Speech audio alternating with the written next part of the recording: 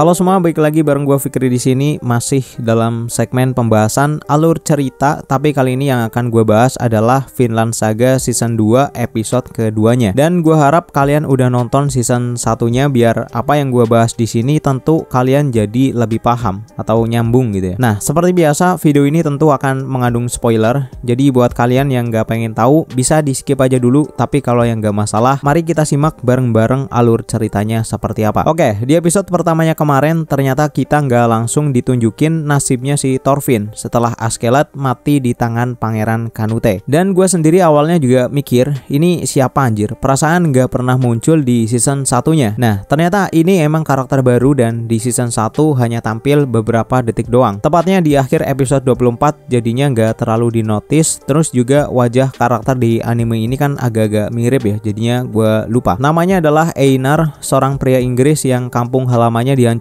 kemungkinan oleh pasukan Denmark yang emang sebelumnya bisa dikatakan udah berhasil menguasai Inggris. Tapi itu cuma kemungkinan doang ya, soalnya emang gak disebutin mereka ini dari kelompok mana. Nah, sebelum kejadian sebenarnya Einar berniat menjadi orang yang kuat demi melindungi desanya, karena sebelumnya desa mereka ini ternyata udah pernah dihancurkan. Karena alasan itulah ia nggak pengen hal yang sama kembali terjadi. Namun siapa sangka sekelompok pasukan lagi-lagi melakukan penyerangan dan membuat adik serta ibunya tewas di depan mata kepalanya sendiri. Einar pun dibawa untuk dijual sebagai budak dan mulai hari itu ia melihat betapa kejamnya dunia yang ada saat ini. Bahkan ketika berada di dalam kapal, budak wanita yang sakit langsung dibuang ke laut secara hidup-hidup karena dianggap udah nggak bisa diselamatkan. Einar juga sempat melarikan diri, tapi pada akhirnya ia kembali tertangkap dan Einar mulai menyadari saat ini ia adalah seorang budak yang sepertinya udah nggak bisa mendapatkan kebebasannya lagi. Jadi beneran udah pasrah. Nah, ketika berada di pasar, ia sempat bertemu dengan Leif yang ternyata sampai saat ini ia masih belum menyerah untuk mencari Thorfinn karena ia kira Thorfinn ini pasti udah dijual untuk menjadi budak. Singkat cerita, ada seorang bangsawan yang akhirnya membeli Einar dan ia diperintahkan untuk membantu mengurus ladang pertanian. Melihat ladang gandum yang sangat luas, Einar pun langsung keinget kampung halamannya, tapi tetap aja kondisinya saat ini adalah seorang budak. Kemudian tuanya itu memperkenalkannya ke salah satu pekerja yang sedang menebang pohon dan orang tersebut ternyata adalah Thorfinn. Itu bisa dibilang momen pertama kalinya Einar bertemu dengan sosok Thorfinn. Dan itu dia sedikit prolog untuk video kali ini. Langsung aja kita masuk ke pembahasan alur ceritanya.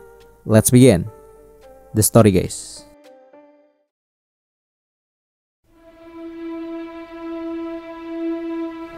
Oke, setelah berkenalan dengan Thorfinn, tuan mereka yang namanya adalah Ketil menjelaskan apa yang harus Einar kerjakan. Nah, hutan yang ada di dekat pertanian itu adalah miliknya dan Ketil akan meminjamkan semua tanah ini kepada mereka berdua. Maksudnya adalah Thorfinn dan Einar akan mengolah tanah, menanam dan sebagainya. Nanti ketika udah panen, Ketil akan membeli sayuran-sayuran tersebut dengan harga yang pantas, jadi nggak rendah-rendah banget. Bahkan kalau hasil kebun mereka mendapatkan uang yang lebih, Einar dan Thorfinn bisa membeli kebebasan mereka. Mendengar hal itu pun Einar langsung merasa bahagia karena meskipun saat ini ia adalah budak, tapi sangat beruntung bisa dibeli oleh seorang bangsawan yang baik hati. Nah, karena baru aja sampai, Einar disuruh untuk istirahat dulu dan melihat atau belajar dari Thorfinn. Ketika masuk ke dalam hutan, Einar bertanya apakah hal seperti ini adalah sesuatu yang normal di Denmark. Karena kalau di Inggris, mereka yang jadi budak akan jadi budak selamanya. Itulah mengapa Einar sangat bahagia ketika mendengar bisa membeli kebebasan sendiri. Namun di situ Thorfinn gak menjawab apapun dan ia melanjutkan pekerjaannya untuk menebang pohon. Nah, di situ karena area yang harus dibersihkan masih sangat luas, Einar membantu Thorfinn menebang pohon-pohon itu meskipun tuan mereka menyuruhnya untuk gak usah kerja dulu, cukup dia Thorfinn aja. Mungkin karena rasa bahagia yang juga masih sangat menggebu, Einar mengatakan kalau dirinya ingin mempercepat kebebasannya. Jadi ia gak bisa hanya berdiam diri dan harus membantu Thorfinn membuka lahan pertanian itu. Nah, beberapa jam kemudian 4 orang pekerja datang membawa makanan untuk para budak bersama seekor kuda yang digunakan untuk menarik batang pohon. Namun makanan yang mereka bawa untuk Thorfinn dan Einar sepertinya udah sedikit dikurangi. Kemudian para pekerja itu langsung tidur padahal harusnya merekalah yang bertugas untuk menarik batang pohon. Di situ juga Einar disuruh untuk menuruti perintah mereka dan gak usah membantah. Intinya terjadi kayak senioritas gitulah. Akhirnya seharian penuh tenaga mereka berdua terkuras habis dan Einar berniat berniat melaporkan kejadian ini kepada tuanya. Karena meskipun sebenarnya para pekerja tadi itu statusnya bukan sepenuhnya budak, tapi menurut Einar ini tuh udah nggak bener. Sore harinya ketika tuanya lewat, Einar malah terdiam melihat seorang wanita cantik yang berada di belakang tuanya, dan ia nggak jadi lapor tapi mengatakan kepada Thorfinn kalau dirinya sepertinya menyukai tempat ini. Jadi di sini Einar mungkin ya jatuh cinta kepada wanita yang baru aja ia lihat itu. Nah, beberapa hari kemudian adalah waktunya panen gandum. Dalam kegiatan ini, Ketil yang merupakan pemilik lahan ternyata ikut membantu, dan Einar yang melihatnya jadi sangat kagum. Karena meskipun Ketil ini adalah orang yang kaya raya, tapi dirinya masih mau melakukan pekerjaan kasar. Di situ juga Ketil sedang mengajari anak laki-lakinya yang bernama Orman. Namun sayangnya si Orman ini selalu membantah, dan pada akhirnya anak itu memilih pergi. Ketil meminta Orman untuk sedikit bertanggung jawab karena ia akan mewarisi semua ladang ini. Namun Orman mengatakan ia nggak tertarik untuk mengambil alih perkebunan karena ia ingin mengikuti jalan hidupnya yang menggunakan pedang. Namun dari cara mencabut pedang dari sarungnya itu, kayaknya si Orman ini cuma seorang bocah bandel yang belum tahu caranya bertarung. Setelah itu di tempat istirahat, Einar masih heran dengan apa yang dilakukan oleh Orman, padahal ia adalah anak yang sangat beruntung hidup dalam keluarga seperti itu dan ia nggak tahu apapun tentang perang. Mungkin menurut anak itu menjadi seorang pejuang adalah sesuatu yang keren, padahal semua orang yang bertarung di dalam peperangan adalah monster. Einar menceritakan kepada Thorfinn yang ada di sampingnya, saat ia masih anak-anak, prajurit datang sebanyak 2 kali ke desa yang ia tinggali. Pertama adalah prajurit Inggris yang udah membakar desanya dan ayah Einar berusaha melawan tapi akhirnya terbunuh. Nah, ini merupakan jawaban dari pertanyaan di awal pembahasan tadi, di mana pasukan Inggrislah yang pertama kali membakar desanya. Di situ ia nggak tahu motif atau alasan pasukan Inggris melakukan hal kejam itu, tapi apapun alasannya tentu Einar nggak bisa menerimanya. Nah, yang kedua adalah pasukan Denmark. Mereka datang dan meminta para warga menyerahkan semua makanan, katanya untuk membebaskan warga yang ada di situ dari pasukan Inggris. Jadi mereka ngakunya kayak sebagai penyelamat. Tapi pada akhirnya pasukan Denmark pun tetap melakukan kerusakan dan merekalah yang menyebabkan adik dan ibunya si Einar harus meregang nyawa. Menurut Einar, jika ada orang yang pengen jadi salah satu bagian dari pasukan Denmark itu, orang tersebut hanyalah orang bodoh. Nah, Einar mengatakan hal itu kepada Thorfinn, padahal kemungkinan Thorfinn ini juga ada di peristiwa yang tadi karena ia tergabung dalam pasukan ketika mencoba menguasai wilayah Inggris. Namun Thorfinn memilih diam dan gak mengomentari apa yang dikatakan Einar. Di tempat lain, Orman sedang bercinta dengan salah satu gadis di desanya, tapi sebelum ke ronde 2, ia mengatakan akan segera pergi ke Inggris bergabung dengan pasukan Raja Harold, yang mana Harold ini adalah saudaranya Raja Canute. Tujuannya tentu untuk berperang melawan Raja Canute yang sebelumnya mendeklarasikan dirinya sebagai penerus kerajaan setelah ayahnya dibunuh atau dihabisi oleh Askeladd. Nah, si wanita tadi meminta Orman untuk segera main karena ia pengen punya anak darinya, dan dari luar orang tua si wanita itu juga memantau karena ternyata mereka berencana mengincar tanah warisan. Tapi Orman yang mendengar hal itu langsung pergi dan sedikit mengejek dengan mengatakan jangan harap mereka bisa hidup mewah dengan menjadi bagian dari keluarga besar Ketil. Setelah itu ia pergi bersama kudanya dengan suasana hati yang kacau, dan Orman juga merasa kalau ia bukanlah orang yang dipunyai oleh ayahnya.